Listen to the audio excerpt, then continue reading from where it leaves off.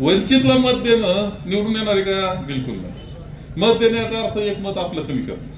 मी स्पष्ट clear cut काही गोष्टी बोलतो. एक मत आपलं कमी करून टाकणं असा अर्थ त्याचा आहे. आणि मला एक सांगा, हा निर्णय जाहीर करीत असताना तुम्ही जर नगरला जाऊन विखेंच्या बंगल्यावर 2 तास बसले असतील आणि मग निर्णय जाहीर करीत असतील तर काय ठरलंय हे काय मला माहित नाही. मग खरंच तुमचा भाजपला विरोध आहे का भाजपला मदत आहे हा सगळा प्रश्न आहे. आणि भाजपला मदत तर कधीच आपला कोणता गरीब माणूस करणार नाही ही वस्तुस्थिती आहे. ह्या सगळ्या गोष्टी तुम्हाला गावात माणसं सांभाळायची, गावगाव प्रचार हे चाललेलं आहे. आपण नीट लक्षात घेतलं पाहिजे की ह्या गोष्टी सुद्धा आपल्याला विश्वासानं समजून सांगितलं पाहिजे. आणि आपलं मत बिलकुल वाया गेलं नाही पाहिजे याची काळजी घेण्याची जबाबदारी आपली आहे, तशी सगळ्या समाजाची आहे हे लक्षात घ्या.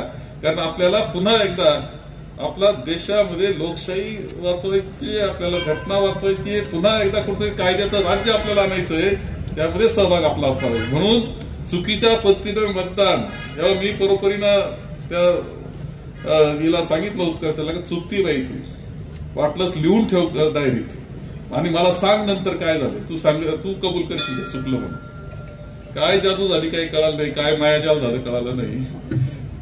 पण ती मुलगी आता फिरती, पण तिला समजून सांगितलं पाहिजे तुम्ही की बाई असं नाही, तू जे मांडणी करते ती बिलकुल योग्य नाही हे सुद्धा समजून सांगण्याची जबाबदारी आपल्या सगळ्यांची. ती खरं सांगतो अशीच बसायची आपल्यातच होती, असं काही नाही. एवढा सन्मान होता, राज्य पातळीवर सन्मान होता, असं असताना असं वागावं याचं दुःख आम्हाला आहे. खरं सांगतो ते दुःख आहे आम्हाला की हा सन्मान असताना असं वागतायत.